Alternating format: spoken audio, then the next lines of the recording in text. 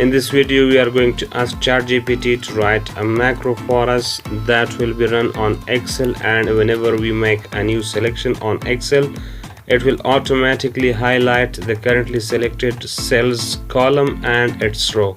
And if we make any new selection, then it will automatically remove the highlight from the previous selection and will make it for the new selection.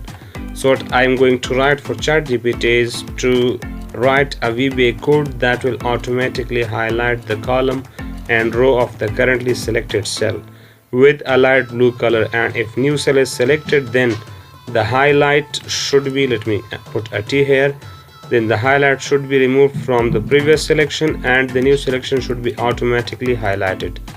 Make sure it works in Excel 2010 because I am using Excel 2010.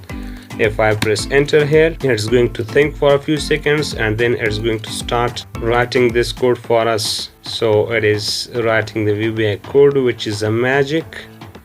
It understands what we have asked it and it's trying to give us the exact VBA code that we need for the task in Excel. So it has finished this. After this, it's explaining the code. Sometimes it's giving us hints about how to run this code, but we know we need to copy this.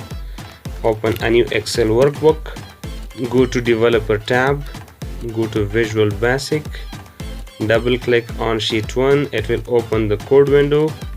Paste the copied code here, save the file. Make sure this is Excel macro enabled workbook with .xlsm extension. Name it. I'm going to name it macro and I'm going to save it in desktop.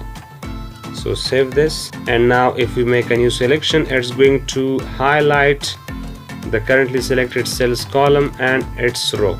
If I change the selection, the highlight will be changed. See, very easily we can make selections and it will automatically highlight the currently selected cells row and column.